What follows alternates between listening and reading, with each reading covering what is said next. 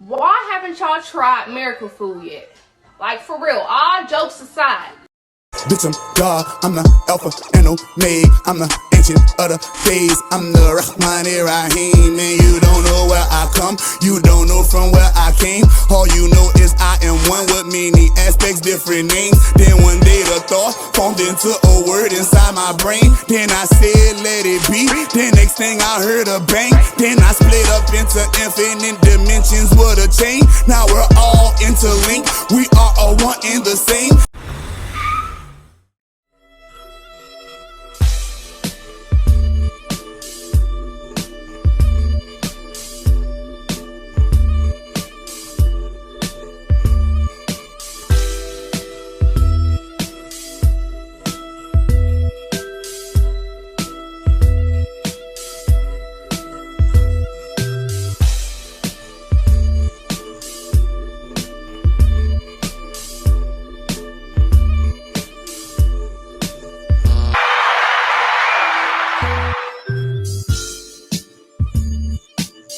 Make sure you click that like button upon entering.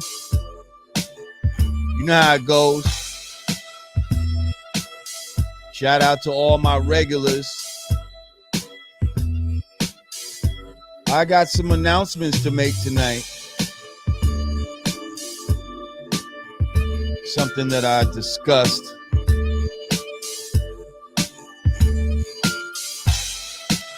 Something I discussed with y'all. And I think it's time we make it happen.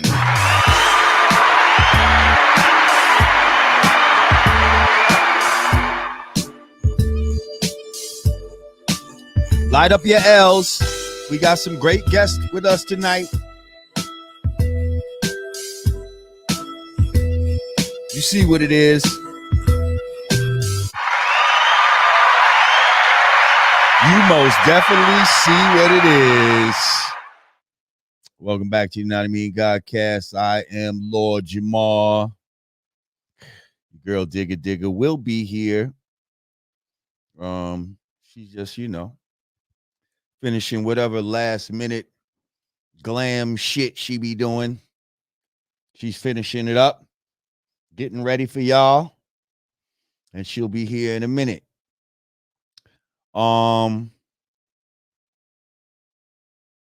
Shout out to our sponsor, our main sponsor, Miracle Food. That immune booster, that anti-inflammatory, that cleanser, okay? That thing that gets you up in the morning and lubricates the body, mind, body, and soul. Yeah, get you some of that Miracle Food. Go to chakradoctor.org/miracle food and get you some good old Miracle Food. Just a shot in the morning, followed by some water. That's all you got to do.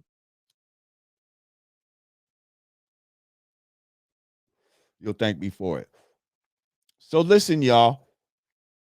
We've been doing these lives here on YouTube.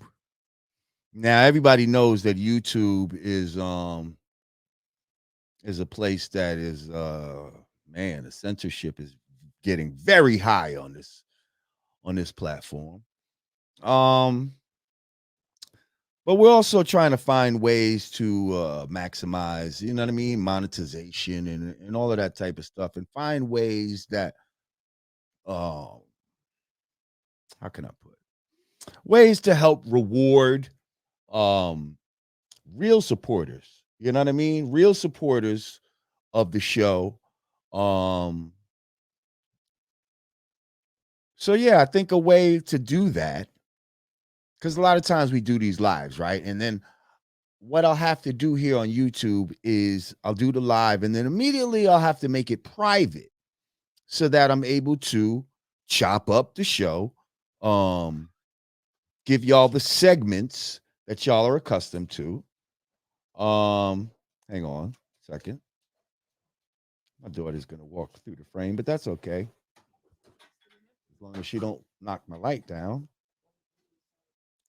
Okay, hang on. How about we do that? There we go. She's gone. Um, so we chop up the segments and all that, and then we put out the full episode at the end.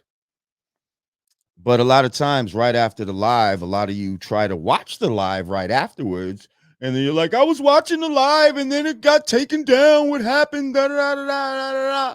Even though I tell y'all 1,000 times with the how the modus operandi goes, but you know how some people don't listen to shit. Anyway, here's what we're gonna be doing, so that you don't even have to worry about the live coming down and all that type of shit. We're going to take these lives. Shout out to Miss Ravioli. Shout out to Quiet Boy Music. We're going to take these lives over to Patreon. Okay? If you enjoy these lives and want to continue watching them live, then for a minimum of $5 a month, shut your ass up. For a minimum of $5 a month, go on over to Patreon. Okay, patreon.com/Yanadameen and become a patron. What that will do, right? That will enable you to continue watching the lives as you've been watching them. But also once the live goes, we're going to keep it up on Patreon. We're not going to take it down right after the live goes. So you will have access to the unedited interview right after it airs. And that's where the unedited versions of the Godcast will live. We'll still continue to chop them up, put them on YouTube, and put the full version out at the end. But a lot of times people don't want to wait for the full version and all of that. So those are the people that I think would it would be valuable to them to go ahead and do their $5 a month and be able to continue to get these great lives that we provide you with, all the legends that we bring on the show, plus the insight that you're accustomed to receiving here. Think it's a win-win for everybody. What do y'all think? Now there's levels to this shit. For $10 a month, you get even more. Now you get some VIP access. Now we might fuck around and you can have more interaction with us. You can still talk in the chat like you do right now at the $5 level, but at the $10 level, you can communicate directly with myself, Rod Digger, and Godfrey. $20 level, fuck around. We bring you up on we could bring you up on the screen and you can ask your question. You also get like 30% off on merchandise. Just go over to Patreon. You'll see the different levels, the different tiers. But $5 a month is the basic tier. And I don't think that's a lot for the kind of quality that we bring you. Oh shit, the queen has just entered the room. Looks like she's trying to stun on me with a new background. Hang on, ladies and gentlemen. Rod Digger is in the house. Hey. I'm not hearing you though. I don't know what's going on. Yo. Digger. Why can't I hear you? I can't hear you. I don't know. Why can't you hear me? Everybody else can hear me. I know, because I'm on a new computer. That's why. And I can't hear you. Let's see. No, Mr. Amigo. There you go. Grab. I gotta go to my audio. You said what? I have to go to my audio settings. Yes. Hi, everybody.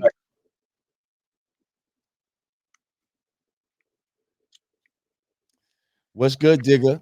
Can you hear me now? Yeah, no, I hear you, but I'm hearing you through the computer, not through the headphones. I just got to go to the audio settings and, do the StreamYard thing. Take your time. What's up, party people? Are you stunting on us with a new background right now? Hey.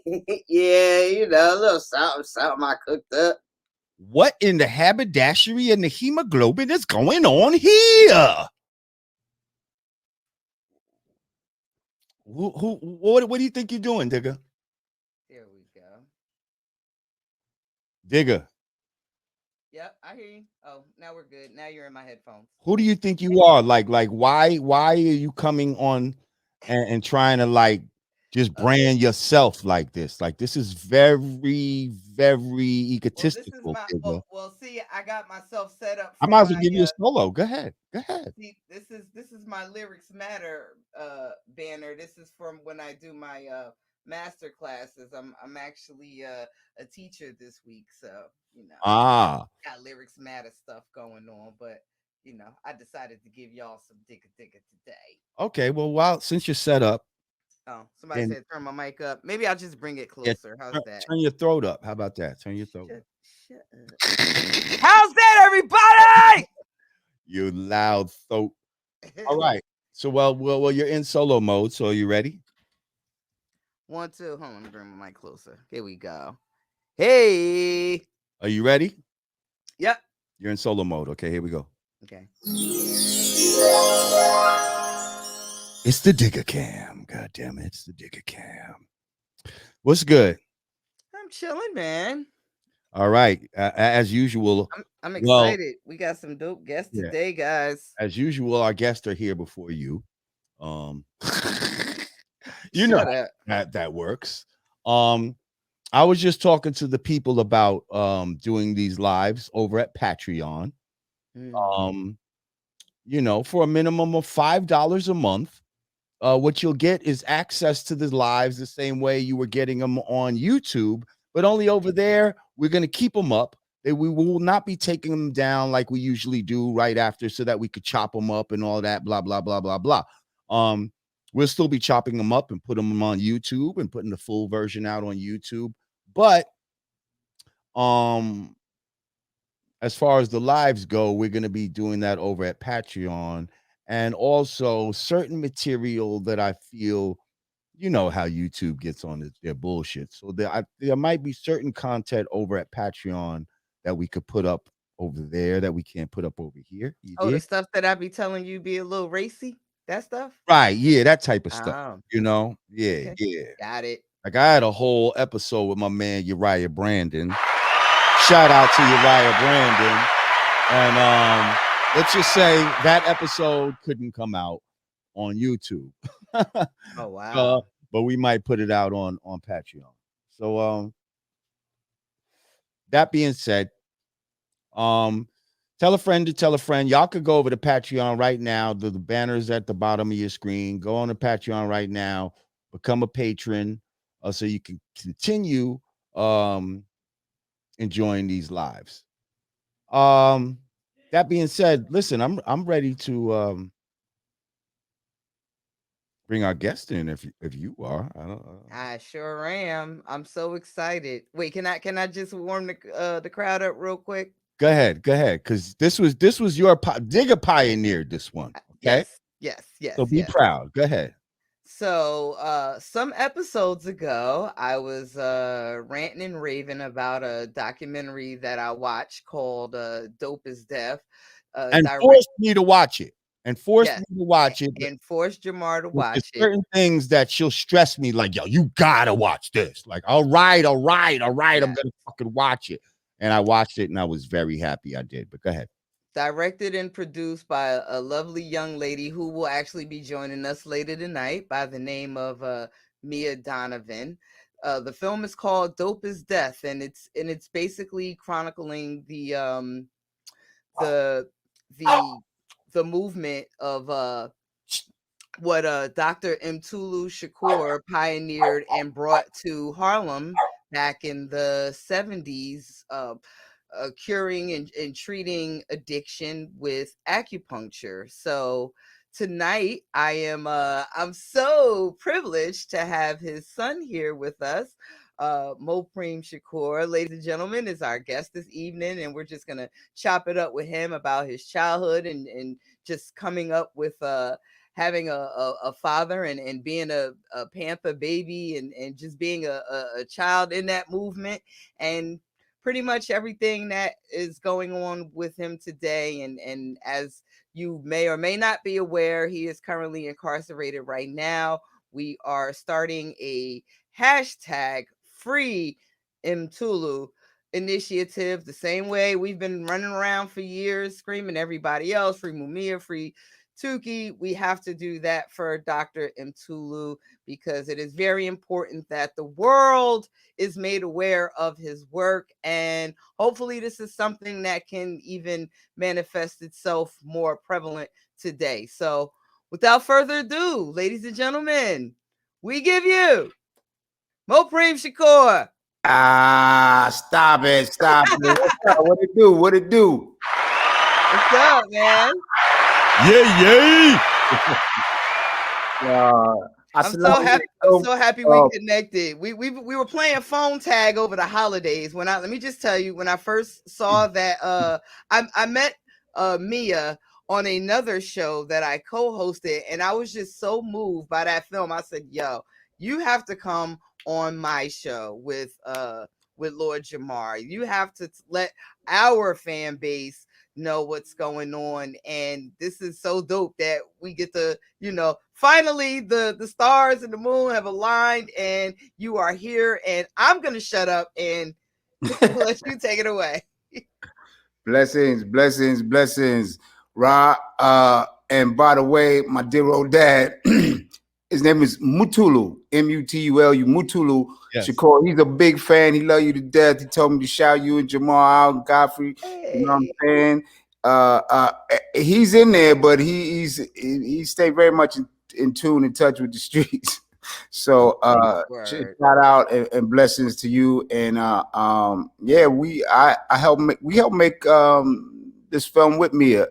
Mutulu wanted us to be a part of it, if she was going to do it. And thank God it turned out the way it did. We real happy with it. Well, listen, we want to talk to you real quick, but we're going to bring Mia on in a minute so we can talk together about the film. But we wanted to, man, that Shakur name is just such a there's just so much that goes with it, in our community. There's so much history to that name. Heavy, baby. It's very heavy, baby. So just talk to us about growing up, with the Shakur name, with those type of values, those Panther values, and just the type of there's just the type of experiences that you went through as a youth. Well, it's a long story, but we here for you. My parents, they weren't married, as many of our parents aren't, who came, well, on paper they weren't married. On paper. Yeah, my mother is a Baptist. You dig? But my father was on he was on something else. He was down with the community organizers. He was Black Liberation Army, a Black nationalist, for the people, down with the people, help the people all day. How did he get into that? What sent him down that road?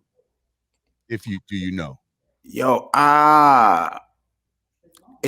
My grandmother is blind, right? So going on that journey of trying to get health care in this country for poor, broke, disenfranchised, and Black person, in this country, you know, is rough, especially for a young dude. And so going through that process, he was privy and aware of, you know, certain parts of the struggle that everybody else wasn't dealing with. Copy. So you coming up, your mother's a Baptist, your father's what some people would call a radical. There you um, so who'd you grow up with? Your mother? I both. You know, my father came to swoop me. I spent time with him in the Fanny and Park, and then I'll go back to my mother. You know what I'm saying? Until he went underground. So, you know, as much as he could, he was there. So you're growing up with Tupac as a child?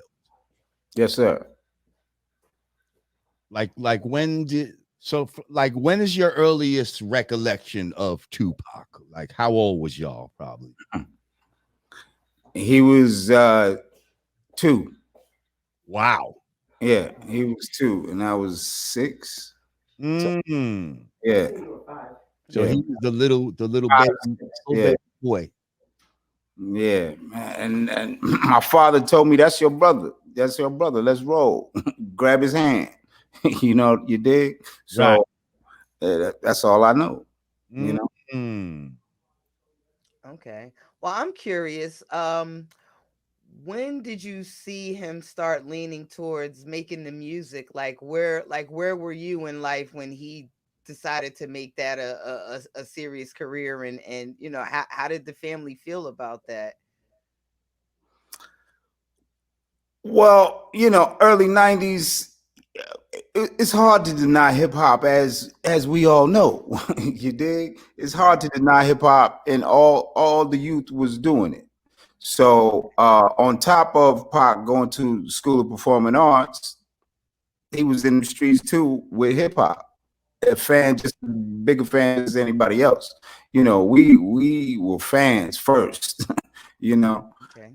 and we ask about on this show a lot about, like, when were you introduced to hip hop? You know what I mean? How were you introduced to it? Like, what's your earliest memories of hip hop? Of hip hop? Oh man, I'm from Southside Jamaica, Queens. Holla. So I grew up in Run DMC era. You dig? And Grandmaster Flash, Grand Wizard Theodore. You know, old school New York. That's how I grew up. You know, and so it was in me. It's in me no matter where I went. And because of our situation, my pops being underground, you know, moving around the country, you know, hip hop remained constant. You know, and in some situations, some states, you know, I was ahead of people, you know, and because being from Southside Jamaica, Queens, New York, I was often ahead of people when it came to rap at that time because it was early, you know. So going across country, it was interesting to see the effects of hip hop. Okay. Actually, I want to talk a little bit about like your relationship with your dad. So, did you realize like the work he was doing with the acupuncture and the, I guess, the clinics that they were trying to set up? Like, did you understand that or see firsthand like the impact that that work was having on the community?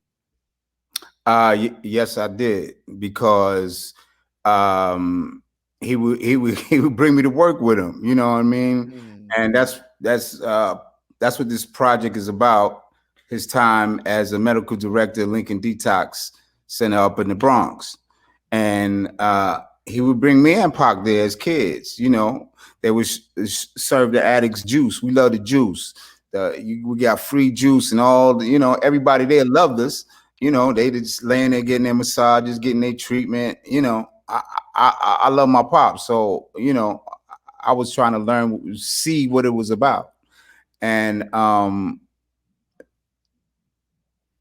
the early impact was like, take care of yourself, take care of the people, take care of yourself, take care of the people. Somebody need help, you gotta help people. You know, and that's what you're supposed to do. You know what I mean? You Real see quick. yourself continuing that? Do you see yourself continuing that? Like wanting to delve in that work, or you just like, I got my own shit Nah, going on. man, I chose the mic. You know, I chose Word. I chose hip hop. You know, but you know, it's it's a blessing what he did, because a lot of people around the country are open up to something new. You know, it's Eastern medicine, and which this country is not often aware of or down with or whatever, you know, but it actually works, and it worked to help those addicts at that time. You know, at the same time, I lost an uncle from being a heroin addict, so you know, I appreciate it. Word. That's why I got so excited when I saw the documentary. I'm like, we need that now. The way these babies are ODing. Especially now with the opioid epidemic. That's what I'm saying. That's why I came rushing to Jamar, like, yo, we got to get involved with this. Go ahead, Jamar. I know you got questions. Well, I've actually had acupuncture done to me. When I was suffering from sciatica, and I mean, it was bad to the point where I'm like debating, like, do I need to get like surgery or some shit like that? You know what I mean? Like it was bad. Like where any other motherfucker probably would have like did some dumb shit like that and started taking like all kind of drugs, and I was like, nah, fuck that. I gotta find out some natural shit. So I'm doing my little due diligence, my research, and I come up. They say acupuncture is some shit that can work with this. So I find an acupuncturist, straight Chinese dude out here on Staten Island where I'm at. Yeah.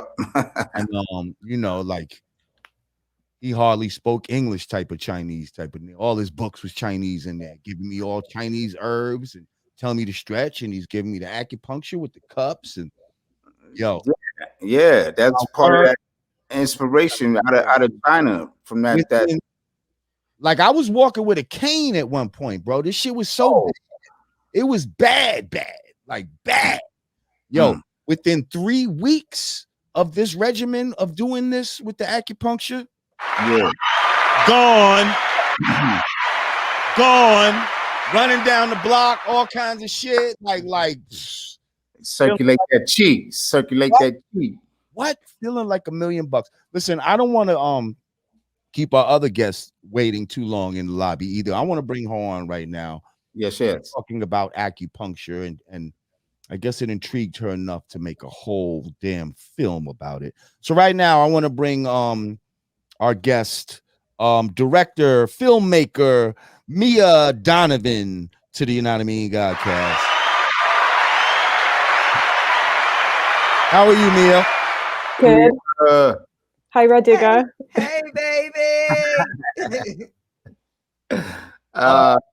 Rob, me love you, yo. Hey, Mo. I love you too, man. I just and we, you know, we've stayed in touch since I watched that film, and I told you that I wanted to personally get involved and use my platform any way I could to help free our beloved Dr. Mutulu, because hey, I sometimes, you know, the good outweighs the bad, and I think the work that he did is something that is very necessary right now. It was very innovative then, and I know the powers that be saw it and felt threatened, because it was it was a threat to their them lining their pockets with big pharma. So, well, not to cut you off, Digger, but let's give a recap to the people exactly what took place in the film. Okay, right. So it took place late 60s, early 70s?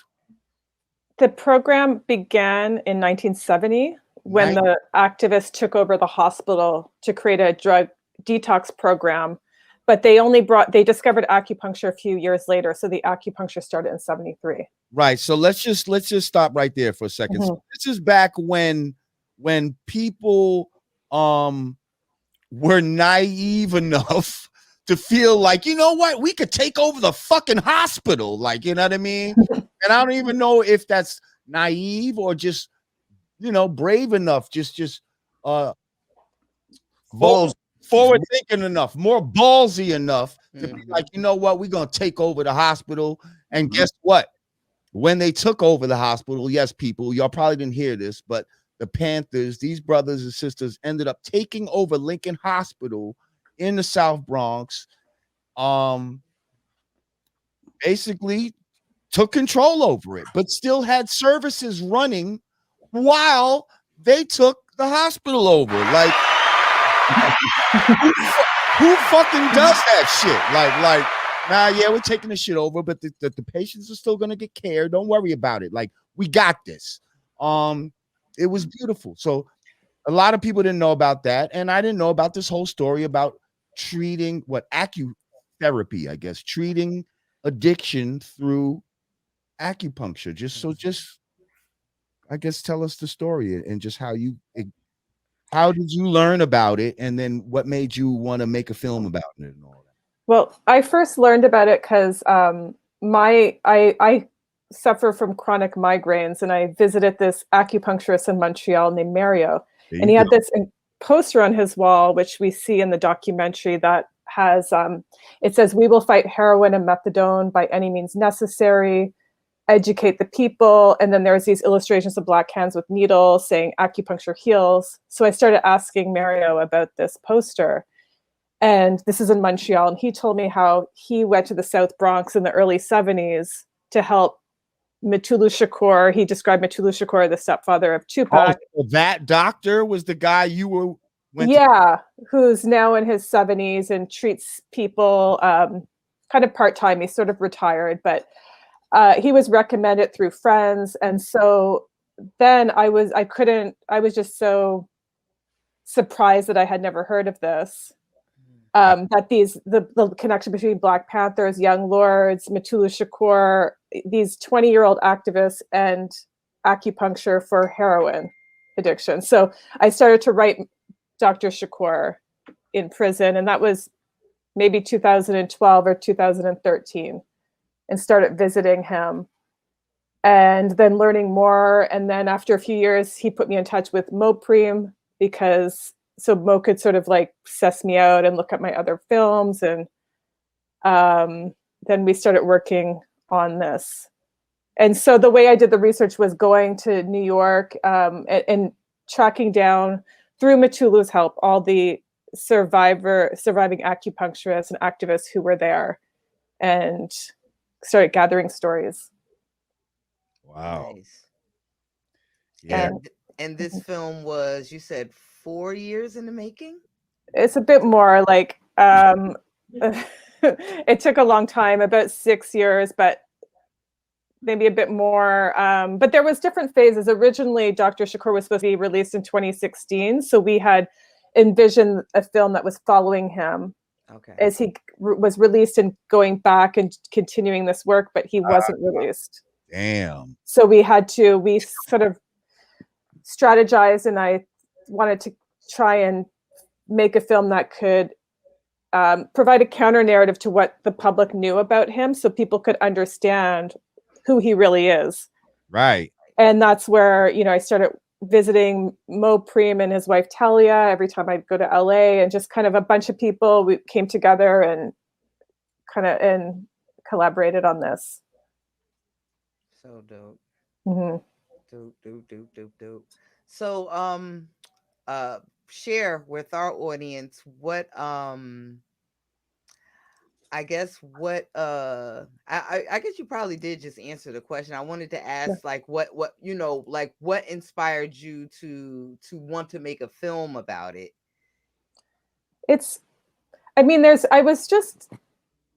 I'm not sure exactly. I think it was meeting Mutulu in person, and I have, like a lot of people I know, I have people in my family and a lot of I know people who've been on methadone for literally decades. So when I heard that about this acupuncture treatment for drug treatment. Like that was just super interesting. And then once I started meeting Mutulu and just discovering that that the Black Panthers, Mutulu, and the Young Lords were completely written out of this history. The acupuncture protocol still exists. It's being used worldwide. And in 1985, long after the clinic was shut down and Mutulu was underground and everybody was dispersed, this white doctor, Dr. Michael Smith, incorporated it, took the protocol and kind of made it his own. So it was just like, you know, on top of everything else that the counterintelligence program did to the movement, that these people are just this group of people are being completely written out, not recognized for this amazing work. So right. I was very inspired by that. And that's what I think is one of the best things about this film, is that it brings to light an aspect of the Panthers that they don't want us to see. Like another residual thing that comes from the Panthers is there was no breakfast program in the public school system before the Panthers started doing it. Okay. That's right.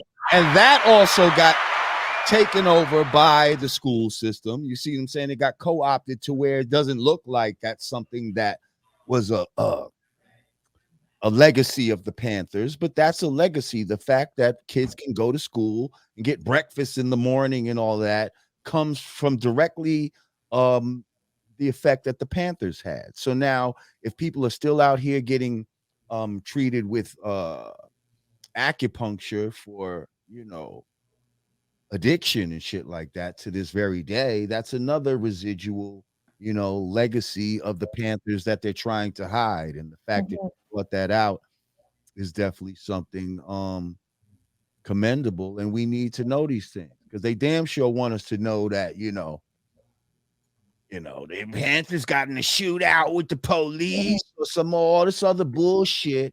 But not all the positive things, right, that they were known to do in the community. Yeah, so I just think that was really a great thing to see, and I had no idea that, you know, young Black people especially were doing acupuncture, you know. Nah, I think the same way, Mia, that you were inspired. Like, wait, I need to spread this gospel. Like, I'm gonna develop a film. I think I was pretty much moved the same way. Like, oh, I gotta tell my co-hosts, we gotta have them on the show. Like, it's right just on, right on. It's so groundbreaking and heartbreaking at the same time too, because I literally had no idea until I watched that. Until I watched that documentary. So, is there places? Are there places now where a person can go if they needed to receive treatment for that? Yeah, I mean, just to underline that, like, the Lincoln Detox was so unique, and BANA, the Black Acupuncture Advisory Association, which Mutulu opened in Harlem after, it was the combination of the acupuncture and the political education classes. So these two things is what really got the attention of the government, because they were like political education. They were empowering people on understanding their rights. Like sometimes it was like understanding their rights as tenants, or also like contextualizing. Mutulu specifically would teach classes contextualizing drugs in society and who drugs really serve, so people could be detoxed from heroin but also understand why they had to resist. And the link between they framed it with the language chemical warfare. So heroin and methadone were both seen as weapons to pacify resistance to oppression. So it was very political. And now you can get acupuncture at many places across the country now, now that, they've, exploited a lot of what Mutulu was doing. And, but yeah, you do a little research, you can find acupuncture places from New York to LA. I don't have many specifically right now, but I could get it to you. Anybody who's not up on it need to look into it. Like Lord Jamar was saying about the the financial aspect. Methadone came from the government. They call it liquid handcuffs. Pharmaceuticals. Yeah. So, acupuncture was taking people off of methadone, which was taking money out their pocket. And that's why. You dig. Right. So, we are trying to raise awareness about acupuncture as well as Mutulu's situation. He was supposed to be let out in 2016. And they didn't let him out. They planned, they're why? What is the problem? Okay. He was sentenced 60 years straight under the old laws, no L, right? Half of 60 is 30. You know what I mean? It ain't hard math. And which was 2016. Right. Now he's guaranteed the hearings to be let out, but it's ultimately up to the board's discretion. Basically that means, they let you out if they want to. Now, he has no new cases. The man is 70 years old. No new cases. He's just been diagnosed with cancer. You dig? He just ocked that down. Then he got COVID. He ocked that down. So, we're putting a full force smash on free Dr. Mutulu Shakur because they just doing him dirty. Like they are doing a lot of the political prisoners. There's like a group of them who's stuck in this black hole in between the old laws and the new laws. Right. Old laws, you only had to do 50%. New laws, federal time, you had to do 85%. So he sentenced under the old laws. It ain't. So we trying to get him out, y'all. Meanwhile, those savages that stormed the Capitol, causing multiple deaths, get to take vacations because they were already paid for, and all kind of other people who are not really productive to society are getting all kind of pardons. All these Kodak Blacks and you know what I mean? Other type of motherfuckers out here, Little Waynes and all these type of Kyle Rittinghouse is on the run right now. They got a bunch of people tallied up $2 million for that killer, and he jumped bail. They talk about they owed something. You better get the excuse my French, get the fucking line, please. Listen, it's just real crazy, people like Mutulu Shakur, people like Dr. Mutulu Shakur. He got degrees, doctor. People like Mumia Abu Jamal. Now these are the people that should be getting the pardons. You know what I mean? These are the people that the celebrities should be rallying and want to go talk to Trump or Biden or Kamala, whoever y'all got to talk to. These are the people y'all need to be talking to them about instead of these dudes that's coming out and now they coming out to just flash a brick of money in your face on Instagram and all this other bullshit. Like ain't doing nothing for the community, ain't doing nothing to try to help people and give power to the people. Amen. I ain't knocking nobody's hustle, man, but I'm just trying to say, please, y'all, look at the good doctors, give them some love. 83205-012, that's his number. Shoot him a kite, something, yell at somebody. Something, we gotta get him out. Wait, I'm sorry, brother. You gotta repeat that.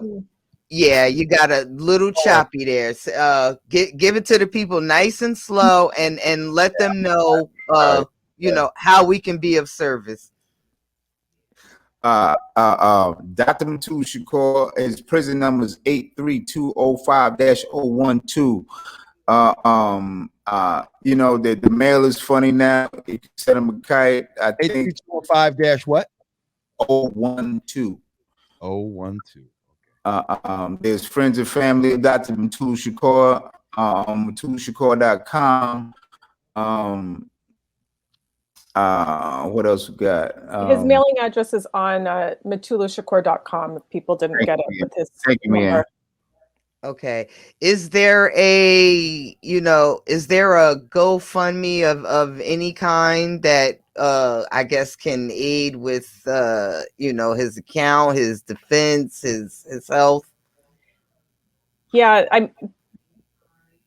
there's a PayPal account. There's a way to donate on his site. And it's his family and friends and his legal team update it all the time. So like it's there. So right now it's funds to support the case, the recent case, and there is a petition as well. Okay. That's there. Because they just recently turned down his parole hearing, and they just recently turned down him for compassionate release. Now, mind you, he'd been sick with cancer the last 2 years. He ain't did a thing wrong, but they turned him down on both. Okay. That's how they playing, y'all. So is there somebody's inbox we can flood? Is there a board? Is there a captain's inbox? Not to cut you off, but how much of that do you think is the government trying to punish him basically for his last name and the fact that someone like Assata Shakur has never been so-called brought to justice and has eluded them all this time? Well, this is why it's a little extra difficult in Mutulu's case, but it's a clear pattern of behavior that was coming from the federal government and those in law enforcement. If you probably heard the news about the NYPD cop on his deathbed saying he was part of, yes, Malcolm X. Malcolm X. Right. And Panther 21. Afeni was in Panther 21. It's a clear pattern. Fred Hampton, they were doing them all the same way. One, have you ever met Assata before? When I was a shorty, too little to remember though. Right.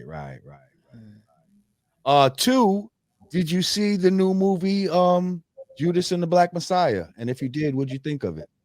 Yes, sir. Yes, sir. I saw it. My man Chairman Fred worked on it every day. Shout out to Chairman Fred. Yes, he did. Yeah. Fred Hampton. And so I was glad that he finally got a piece done. Eventually, we're gonna get to that spot with Mutulu, his life story. But they did a good job. I think they did a good job. They did. Yeah. I just saw it last night, actually. And I think they did do a good job. What about you, Digga? Did you see it? I have not seen it yet. Oh, wow. Get out of here. I have not seen it yet. I'm going to, why I haven't seen it? I know, you know what? And I see and I'm always the one. Down my throat. You know what it was? I have to mentally prepare for it because I know how it ends. Like we had this conversation, right? I was like, I get ready to hit play, and it's like I know how this is. Like I have to watch it. What I did do, what I did do though? I pressed play and let it run so it could count as like opening weekend streaming numbers. But I didn't have the heart to watch it yet, just because I'm told, and I know it's told from the from the POV of the guy that betrayed him. So it's like, okay, I'm gonna mentally get there. Yeah, I could dig it. But you still see him in there, you see what he was about, you know what I mean? Right. Preem, I gotta ask you thank you, baby. Another Pac question. Did you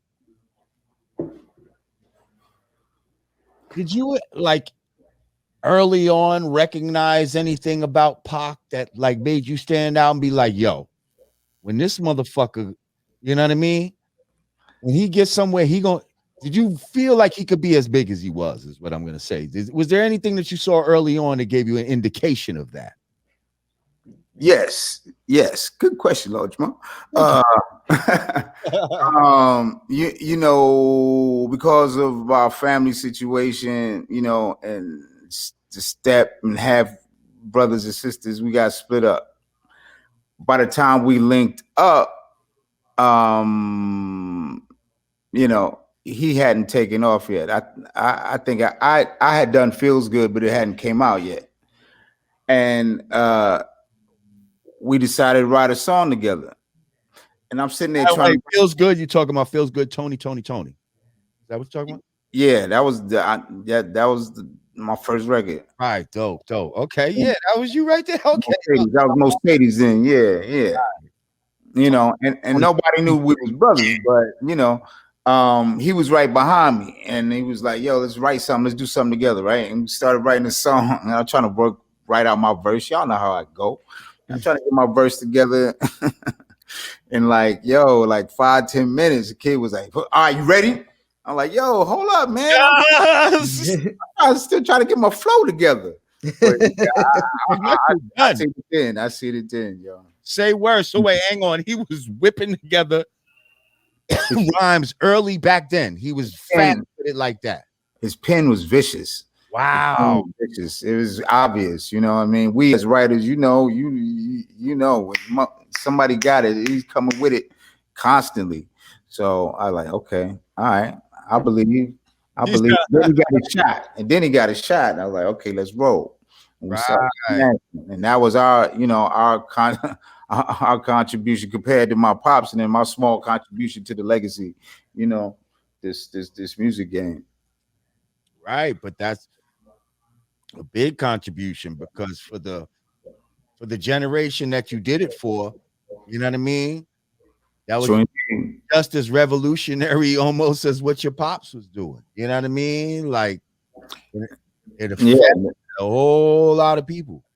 Yeah, and Pac was in the right place for it at the time. You know, in the early days, you know, you could see it clear. You know, the Brenda's Got a Baby, to keep your head up. You know, that came from a real place. You know what I mean? And so and life gets complicated. that came from his upbringing and stuff. Word up. And we was on the same sheet of music, because I understood it, you know, if the people didn't, but eventually, you know, like, of course. You know what I mean? From Southside Jamaica, Queens. Yes, sir. I know Pac used to run with Stretch. Yeah. Did you fuck with Stretch as well? Yeah, he was Stretch Live Squad. They was down with us. This like Live Squad, boy. Them was my dudes. Live Squad. You remember that video they had? It was almost like a movie type of shit. Like, and they had mad. It was ill for the time. They had mad killing and all kinds. They couldn't even play it. Like, but it was. Yeah, we was all ahead of our time. But then, you know, the Time Warner crackdown came. And you know, the censorship, we got caught up in all that too. You know, us, Two Live Crew, Live Squad. What was her name? Dolores Tucker. Yeah, Dolores Tucker. Dolores Tucker. Yeah, man. I think she's the reason for the parental advisory, explicit lyrics labels, right? Or part of the reason. Yeah, but it's not like it won't nothing new. Red Fox and them was doing it. You know what I mean? Hey. You know what's so crazy? I don't think this generation. You see how nowadays you can get like rappers on IG with presidents past and present. Like, people don't realize how much of a target hip hop was once upon a time. Like, remember Oprah Winfrey literally cost Ludacris his Pepsi deal? Like, hip hop was like, no, taboo. Like, it was such Right. It was such like looked at as such a negative thing.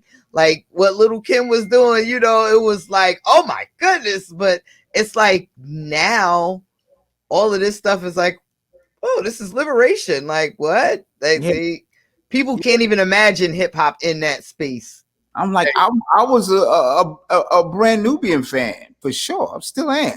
Oh, you know what I mean? I love the art. I'm an artist.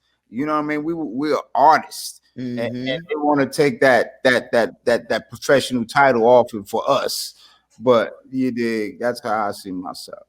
if you're just joining us, we are with Mo Preem Shakur, son of Mutulu Shakur, brother of Tupac Shakur, and we are with director of Dope is Death. of the movie Dope is Death, Mia Donovan.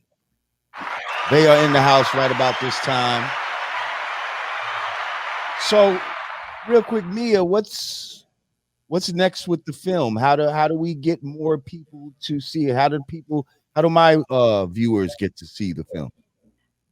It's currently available on Vice, a Vice platform called the Shortlist. So it's shortlist.vice.com. So it's streaming there, and it's also doing educational screenings at through different platforms around the U.S. with usually followed by panel discussions. But it's available right now on the Shortlist. It's shortlist.vice.com. Got you. I got it on my IG too. Mo Preem Shakur. Mo Preem Shakur, that's your IG? Yes, sir. Okay. I want to ask you one last Pac question, Frame. Out of all of the documentaries and movies that have been made, which one do you think like kind of hit the nail on the head, the closest?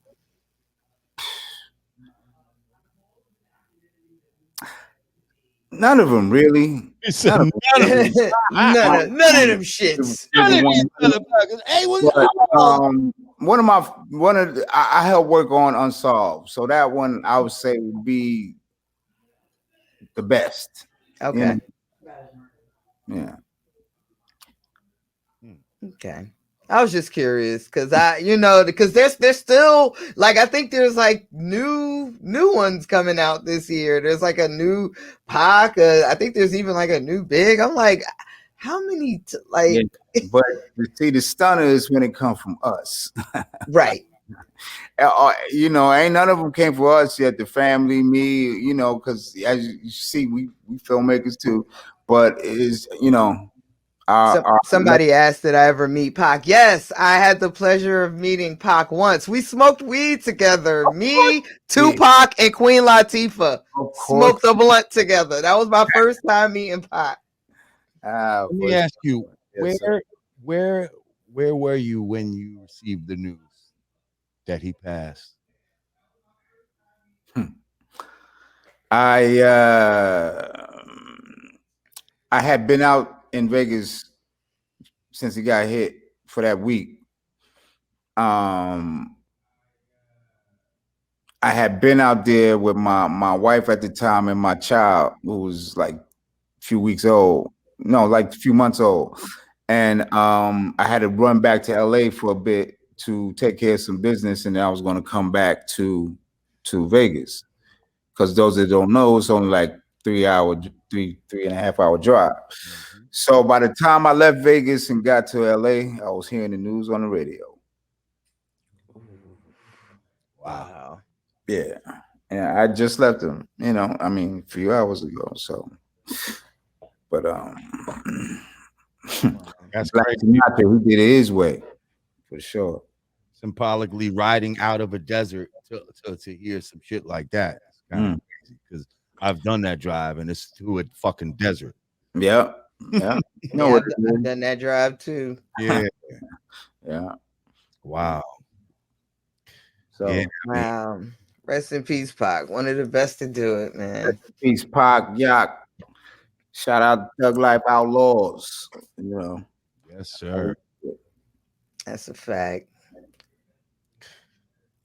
Any more questions, Jamar? Mia, any new films you working on? Yeah, I a couple things in development that are scripted, and I'm also editing a documentary on this cult that lives in the desert in California that I've been shooting with for a few years. A cult? Oh But wow! like more of a positive cult. Like they're not. Okay, They're not But they've been killers. They they're not like the Rakadushi. If anybody, They don't want to drink. Hillary, right? They've been together since the They just want 40s.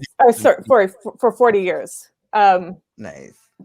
Anyway, so it's kind of a personal project I was shooting actually when I'd go visit Mutulu in LA. I had met this cult shooting my previous film about this deprogrammer, and I interviewed this member who was one of the people who had parents tried to have him deprogrammed 3 times, but it never worked, so he just stayed in this cult. And Like fuck it. so that's just like Well, ain't nothing else to do. Just gonna stay. Yeah. So you can't Right. get me anyway. Yeah, I'm gonna have to holler at you, man. I got a couple of I'm like 3 for 3, right? With my screenplay ideas, Jamar. So I got a couple of ideas. Known to be like, yo, Dick would be a good producer or some shit. Yeah, man. I got a couple ideas. I just gotta, I gotta put the pieces together. I gotta get the screenwriters and and I have to have someone kind of like type it out as I talk it, and then I would love to see. What's something. the name of the cult? Somebody wants to know. I think they might want to join. Well, I don't know if I mean I know the name. They had a leader named Lightning Amen. And so he passed away, but he's perceived as the second coming of Christ. And so, cult, Lightning Amen. Yeah, and so the people who he Lightning Amen. Lightning Amen. So that's his like. Which is Amen Ra. Amen. Yeah, like Lightning Amen. Amen. And, but they're very like I want to just say like they're not. I don't think they're a dangerous cult. They live in a very insular world. They're very selfless. They're very spiritual. And it's eccentric. Very and eccentric. It's impressive just to visit this community where these people have been living together as brothers and sisters for 40 years, and they're so selfless and so spiritual in a way that you just don't really see. Like a lot of them come from wealthy families and joined in the 70s as a sort of anti-materialist. That's where eccentric comes. That's why I said eccentric. Mm-hmm. That's the only people that you can call eccentric. It's true. It's a very, I would say like almost like a white privilege thing. In a way, Exactly. Listen. So yeah, we don't. A lot of us don't have the luxury to just go off in the desert and cult for 40 say, you know what? Just forget technology, forget money. We're just gonna go live. Be so loving and be like, no, here, you take my soap. I don't even want to bake. You take it. I love it. But at any given time, I could pick up a phone and call the manicurist and call them massage, call them masseuse. Oh, no, they're calling the chef if they want to. Like, listen, I'm a little. I love it. Little filet mignon down this bitch. But I mean, that's a good thing with COVID. It's a good time to like develop projects and edit projects. Yes. And sitting around and now is definitely the time to be creative.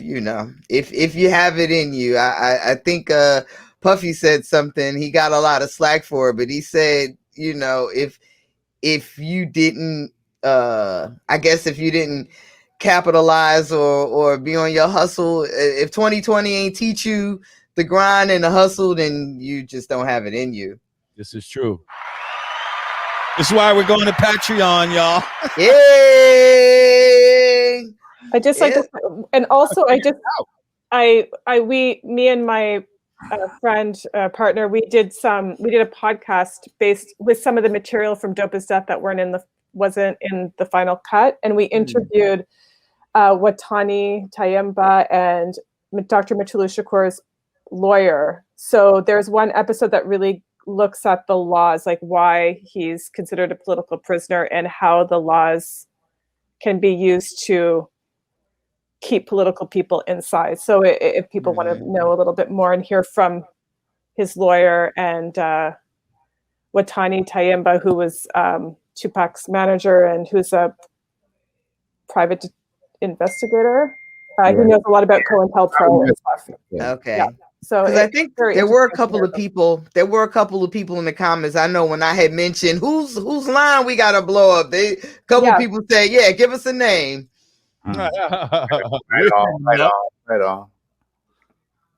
Should I say the judge name? I don't know. Somebody said, it's quite available. It's ride easy to find. Road, a lot of episodes. Well, we don't want to make his life any more difficult, in prison. Go to the website. Okay, I was about to say, but if there's something that we can do as a group that requires, some numbers, like that's what we're here to do. Yeah, right on. We appreciate that. We push it. We're pushing the line still, till he out. We dealing with Weldon Project. And Alice Johnson, she, they help Ben Crump, everybody's pushing. So everybody get out. Ben Crump, I just saw him following me the other day on IG. I followed you back, brother. Get my man, boy, Lumberton. Hit him up. Let's get him on the Godcast. Let's see if we can get him on the Godcast. I'd love to get him on here. Let's talk to him. Nice. Give our people the website one more time, guys. Yeah, I'll put it up. Okay. What's the website again? I'm sorry. Mutulushakur.com. Okay. And all the latest updates are there. It's updated. Everything going on with the case. Yeah. And if you guys want to follow the case, if you want to, if you want to donate, if you want to harass some politicians, all the information that you need to do so is on the site here. Yeah. Shout out to Set Shakur, Talib Shakur, the whole Shakur clan. You know how we do it. We still pushing the line. So power to the people. Yes, sir. Yo, it's definitely been great having y'all. Yes, thank you so much. I'm so happy we finally did it, guys. Yeah, for sure. Hey, I'm a woman of my word, though. I said that I wanted to help in any way I could, and I know we had lost touch a little bit over the holidays, but thank you, Mia, for following up, because I definitely wanted to make this happen, and here we are. So thank y'all for coming. Mutulu gonna be so happy. I'm gonna tell him you said hello. Yes, I have to write him too. Yeah, word. The peace, God. Oh, peace. Peace and blessings. Be strong. Again, it's hashtag free Mutulu. That's Dr. Shakur's prison number.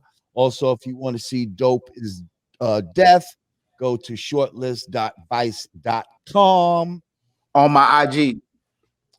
It's on it. It's on Mo Preem's Shakur IG. That's his IG right there.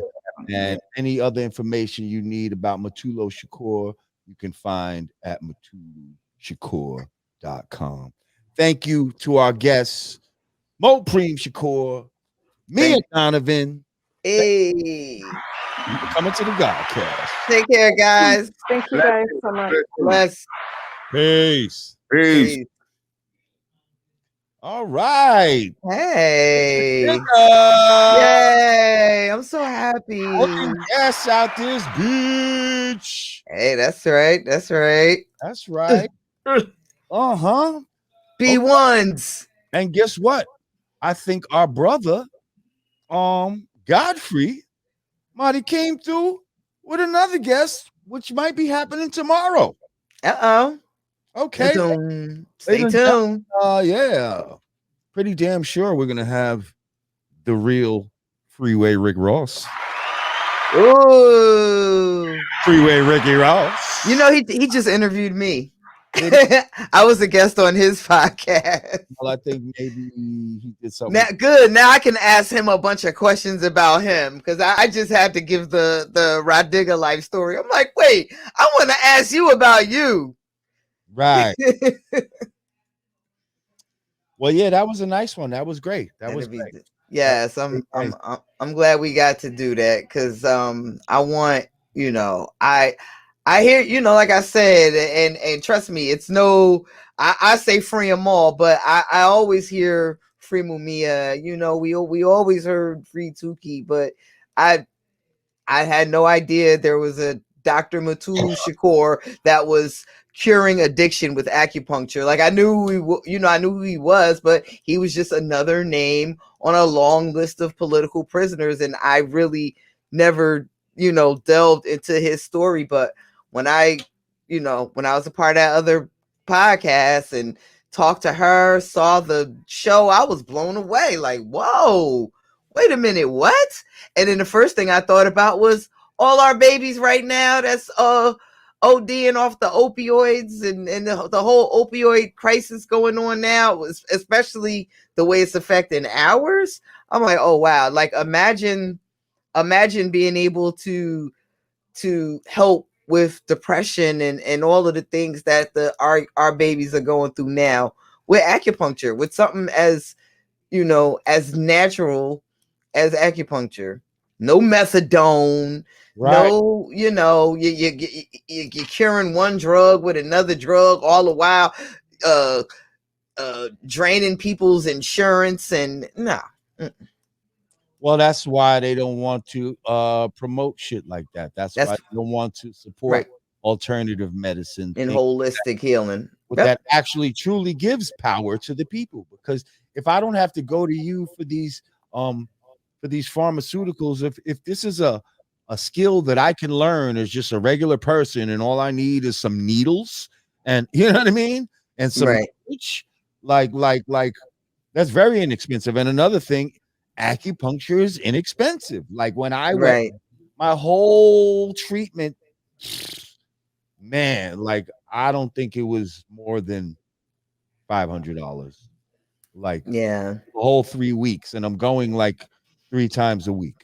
I'm trying to convince my mom, because my mom suffers from like extreme orthopedic, like she has like debilitating arthritis. She's actually gearing up to get a knee replaced, but I'm trying to also, you know, get her into cupping therapy and acupuncture, and all she could think, I don't want a bunch of needles get stuck at me. You know, elders are kind of stuck in their ways, but but you'd rather have a lot of drugs in you, or for them to have to cut you open. Would you rather have a couple pins in you, or do you want scalpels in you? Like, this is what we have to really present the alternative, like, of what it really is. Like, you know what I mean? I mean, we try. You know, old folks, they love their church and they love their doctors. Right. And once you get used to it, and somebody that really knows how to perform acupuncture, it doesn't.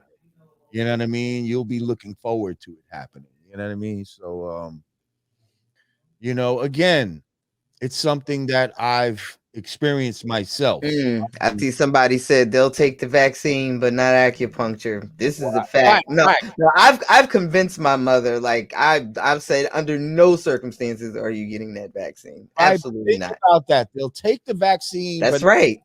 They'll puncture their skin for the vaccine, but say no.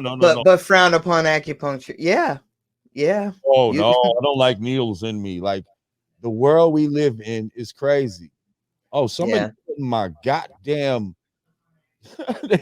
This must be Robert Henry. That must be my man, Wonder Boy. They just put my that's my Xbox handle right there. Who's that? He said, "Quick draw, what's good?" Oh, let me find out when you log out of the Godcast, you become some other I'm character. Wait, so hold up. So the Godcast cuts off, then all of the LEDs come on. You got the LED gaming chair with girl. You're the LED. No, I'm the queen of the LED. I know, you're the LED queen. I just when this goes off, I might hang on. Alexa, turn studio light red. Look at her. Well, see, I got the ring light on, so you can't Right. see No, you can't see that. I saw the hue change a little. Oh yeah. Alexa, Oh, it's Rabbi. turn What's LED up, white. Rabbi? That's who it is. It's my man Rabbi. What up, Rabbi? Alexa, Rabbi originally from Mount studio Vernon. light white. He's down in North Carolina right now. Oh, squirrel face ass. Oh, she not listening. See, he talk shit back to me. Aha, you can't say nothing right now, nigga. Nobody can hear you, you bitch ass. See, if we was on the game, we got the headphones and he'd be able to talk shit to me. But he can't talk shit now. Oh, leather face. Right, why do you buy Alexa respond now? Huh? Nah, what up, my nigga? I'll be on there to bust shots in a little bit.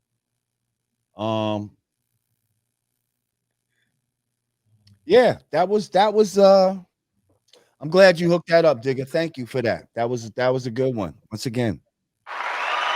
Much appreciated. Hey, we're a team. And would y'all stop?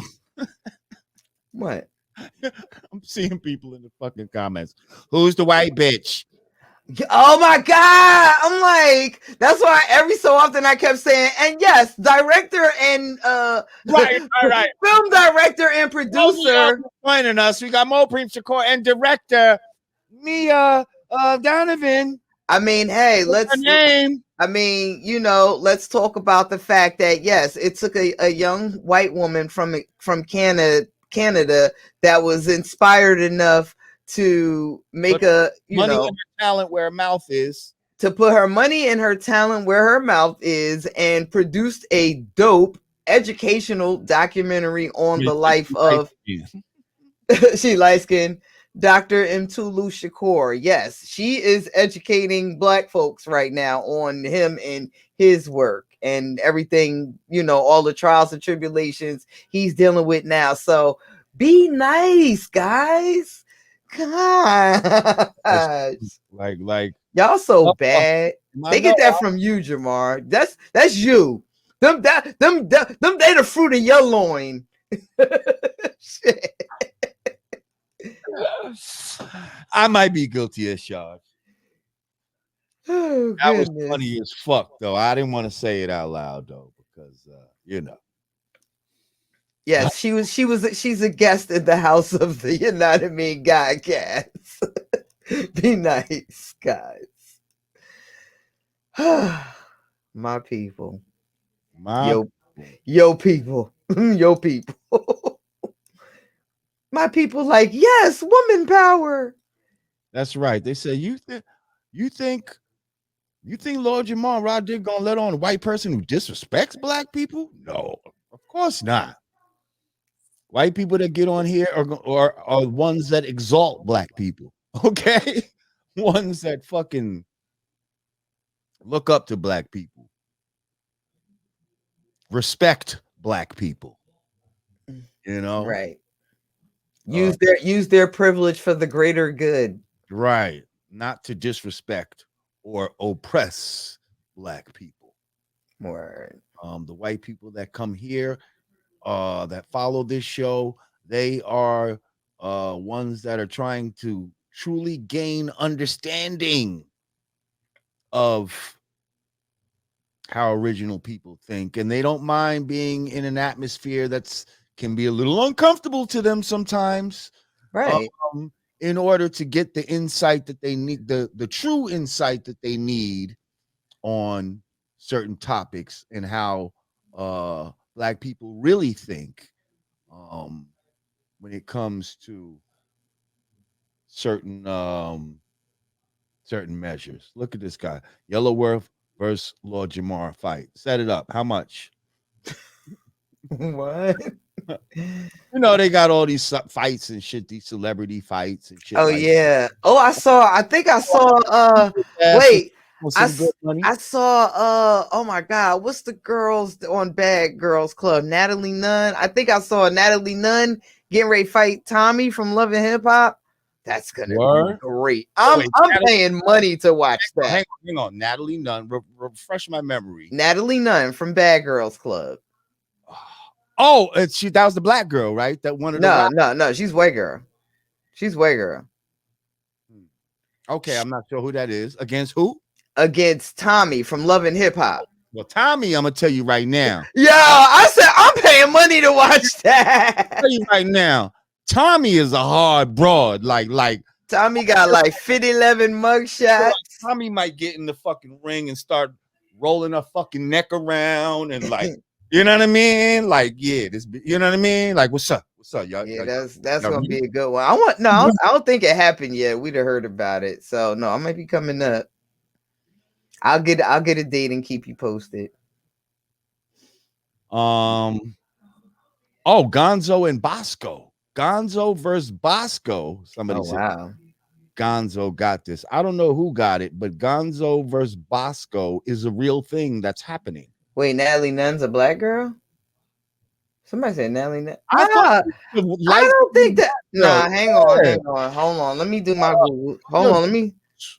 Let me do my Googles right quick. Shout out to Fact Checker Rage. Rest in peace, Fact Checker. Oh, Rage. This would be a time for him to be fact checking.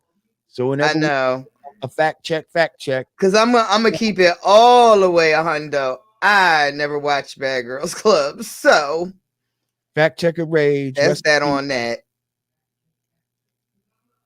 Yes, I will. Yes, I will, Derek. Yes, I will. This is Natalie. This is Natalie Nunn. Yeah, she's black. That ain't no white girl. She's black. Damn you, digger. But she might be like half white or something like that. But come on, she's black.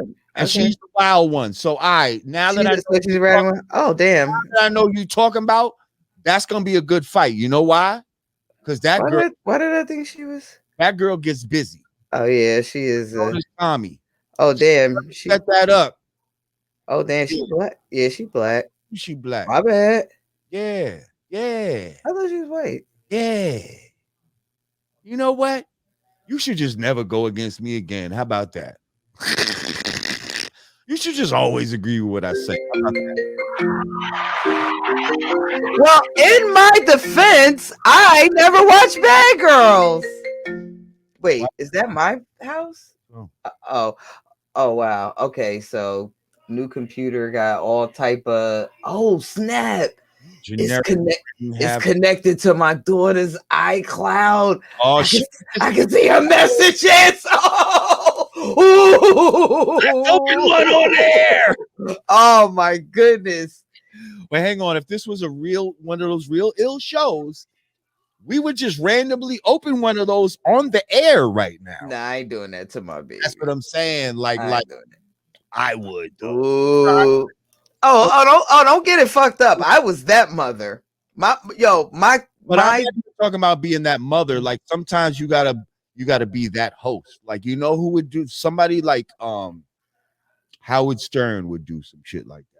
Oh wow! This is why he's fucking Howard Stern, because he used to do some real uncomfortable shit to his wife and shit like that. You know, like he used to say some. My let me tell you, my daughter and my niece and my nieces, they thought I was psychic because I would figure out how to hack into their MySpace DMs, and then Facebook came along, their Facebook messages. I had my daughter's text messages synced to my iPad, so I would always know what was going on. And their whole life growing up, they really thought I was psychic. Like they didn't know that I was really hacking their shit. You're like, Digga's a witch, I'm telling you. Yep. All right, she is a witch. Somebody said I might see a dick pic. Oh, I don't want to see it. Oh, right. Hey, I mean, look, man. Or I ain't even gonna get into it. No. Look, I'm about to say you better not. I ain't going to get into it, but who knows what could be on there. The children are grown. They fucking and sucking. Listen, right. I'm just. And if they're taping it, and you stumble across that, Oh, like, oh, I don't even know the kind of like Okay, I'm logging out now. Once again, from the that would bring about. I don't even want to. once again from the Yanadameen Godcast, he's Lord Jamar. I'm Digger Godfrey.